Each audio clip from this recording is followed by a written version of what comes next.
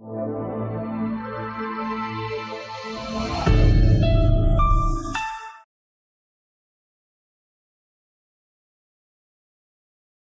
है मेरे प्यारे बच्चों, आप सभी का आपकी अपनी गणित की कक्षा में। आज हम वाणी श्रृंखला द्वारा प्रकाशित पुस्तक वैदिक गणित भाग 4 के पाठों का अध्ययन करेंगे। तो चलिए शुरू करते हैं अपने पाठ। तो चलिए अब हम शुरू करते हैं पाठ संख्या 9 और पाठ का नाम है दशमलव, जिसे हम डेसिमल भी कहते हैं। संख्याओं के मध्य लगे बिंदु को दशमलव बिंदु कहते हैं। दशमलव बिंदु संख्या के पूर्ण तथा भिन्नात्मक भाग को अलग अलग दर्शाता है। उदाहरण के लिए 17.8 को 17.8 पढ़ते हैं। 19.638 को 19.638 पढ़ते हैं। ज्ञानवर्धक तथ्य: दशमलव संख्या को दशमलव बिंदु के बाद अंक क्रम में पढ़ते हैं। दशमलव की स्थानीय मान सारणी। तो देखिए यहाँ संख्याएं हैं: सैकड़ा, दहाई, इकाई, दशमलव बिंदु, दसवां, सौवां, हजारवां।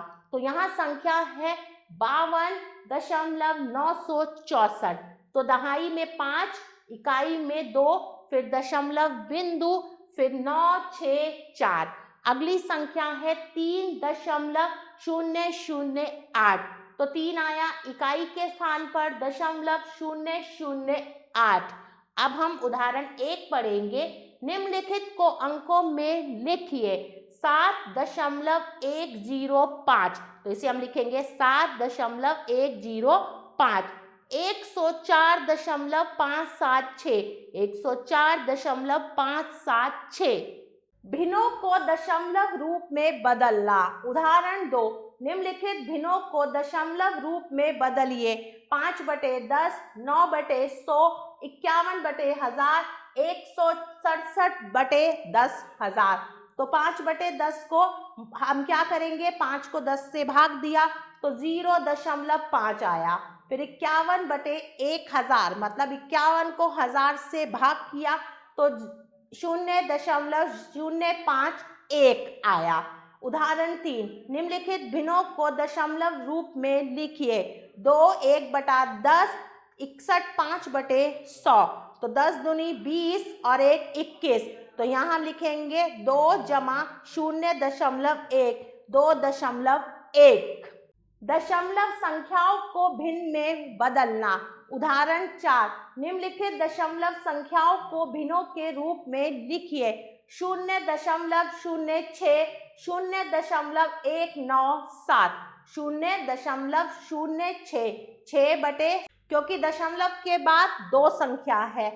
0.197, तो 197 बटे में 1000, क्योंकि दशमलव के बाद कितनी संख्या है? 3 संख्याएं हैं। प्यारे बच्चों, अभ्यास कार्य आप स्वयं करेंगे। दशमलव संख्याओं का विस्तार रूप। उदाहरण 5, निम्नलिखित दशमलव संख्याओं को विस्तार में लिखिए। 46.007। 46.007 को हम कैसे लिखेंगे?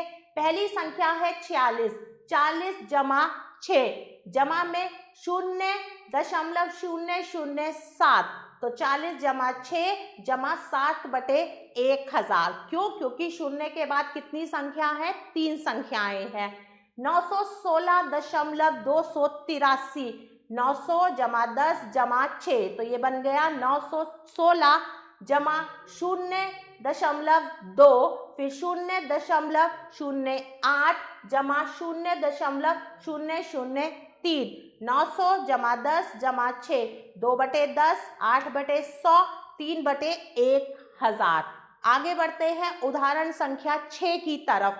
निम्नलिखित को संक्षेप में लिखिए। 700 + 60 + 5 + 3/10 + 8/100 + 9/1000। तो इसे हम कैसे लिखेंगे? 700 + 60 + 5 मतलब 765 आया। 3/10 दशमलव 3 जमा में 8 जमा में 9। तो इस तरीके से हमने इसे लिखा। अभ्यास कार्य प्यारे बच्चों आप स्वयं करेंगे। अब हम पढ़ेंगे समान तथा असमान दशमलव के बारे में। वे संख्याएं जिनमें दशमलव के बाद की भी संख्याएं समान हो, समान दशमलव कहलाती है। उदाहरण 17.624, 9.137, 0.062, 125.319। वे संख्याएं जिनमें दशमलव के बाद की संख्या असमान हो, असमान दशमलव कहलाती है। मतलब दशमलव के बाद कहीं 3 है, कहीं 2 है।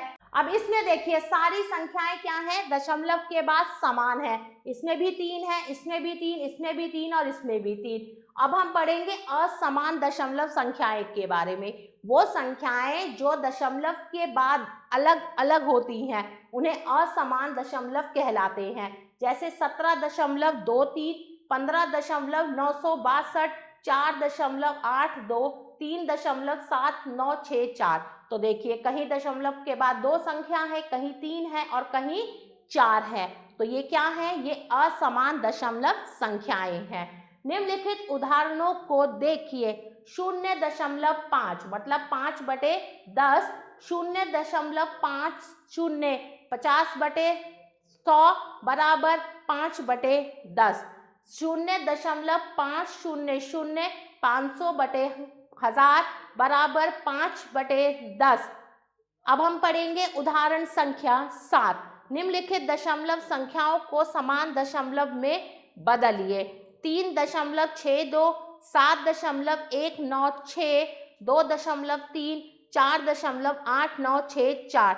दी गई संख्या दशमलव संख्याओं में बिंदु के बाद अधिकतम 4 अंक हैं, इसीलिए हम संख्याओं को समान दशमलव बनाने के लिए सभी दशमलव के बाद 4 अंक पूरे करेंगे। जितने अंक कम है उतनी ही क्या लगेगी, 0 लगेगी।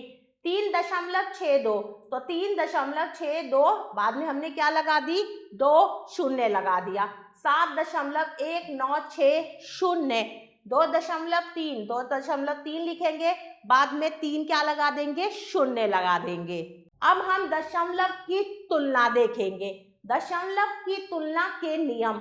बड़ी पूर्ण संख्या वाली दशमलव संख्या बड़ी होती है। उदाहरण 72.009, 68.9742। तो यहाँ 72 है, यहाँ 68 है, तो कौन सी संख्या बड़ी है, 72।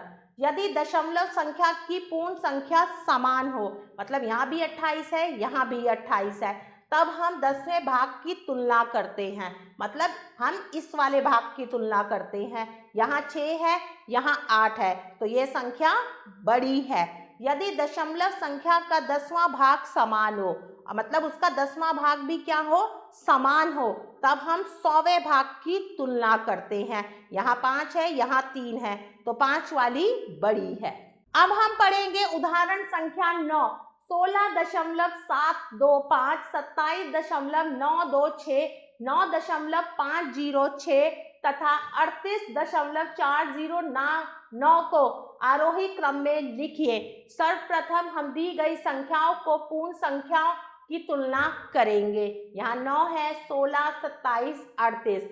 अतः दी गई संख्याओं का आरोही क्रम, पहले सबसे छोटी 9, फिर उससे बड़ी, फिर उससे बड़ी और फिर अंत में सबसे बड़ी। अब जो संख्या दी गई है उन्हें अवरोही क्रम में लिखना है। अवरोही क्रम में लिखने के लिए हम सबसे पहले सबसे बड़ी संख्या लिखते हैं। तो सबसे बड़ी संख्या, अब शुरू में देखिए सब में क्या है, 27 है। तो पहले हम क्या करेंगे, हम उसके बाद वाली दशमलव की बाद वाली संख्या की तुलना करेंगे। ये 9 है, 8, 4, 2। तो इसको हम किस तरीके से लिखेंगे, सबसे पहले सबसे बड़ी संख्या ये है, उसके बाद ये वाली, उसके बाद ये वाली और उसके बाद ये वाली। अभ्यास कार्य प्यारे बच्चों आप स्वयं करेंगे। दशमलव को जोड़ना तथा घटाना। तो देखिए उदाहरण 11, 26.619 तथा 32.816 को जोड़िए।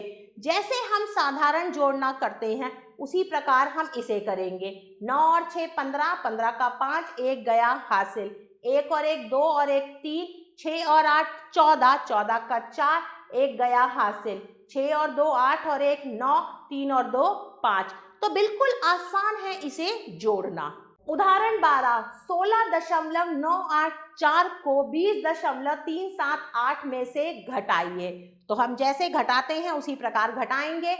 8 में से 4 गए 4, 7 में से 8 नहीं जा सकते, 1 हमने हासिल लिया, तो यहाँ बना 17, यहाँ रहा 1। 17 में से 8 गए 9, 2 में से 9 नहीं जा सकते, हम हासिल लेंगे, यहाँ बने 12, 12 में से 9 गए 3। शून्य में से 6 नहीं जा सकते, तो हमने हासिल लिया, 9 में से 6 गए 3, 1 में से 1 गए 0। अभ्यास कार्य प्यारे बच्चों आप स्वयं करेंगे। अब हम पढ़ेंगे शाब्दिक प्रश्न। सक्षम ने एक पेंसिल बॉक्स रुपए 47.98 में तथा एक कॉपी 20.45 में खरीदी। उसने कितना धन खर्च किया? तो हम क्या करेंगे, दोनों दी गई रकमों को जोड़ेंगे। एक पेंसिल बॉक्स का मूल्य रुपए 47.98, एक कॉपी का मूल्य 20.47। तो 47.98 और 20.45 को जब हमने जोड़ा, 8 5 13, 3 1 गया हासिल, 10 और 4 14, 4 1 गया हासिल, 7 और 1 8, 4 और 2 6। अतः पेंसिल बॉक्स तथा कॉपी का कुल मूल्य 68.43 है। अभ्यास कार्य मेरे प्यारे बच्चों आप स्वयं करेंगे। प्यारे बच्चों, आशा करती हूँ आपको यह पाठ अच्छे से समझ आया होगा। हम पुनः फिर मिलेंगे एक नए पाठ के साथ। तब तक के लिए आभार।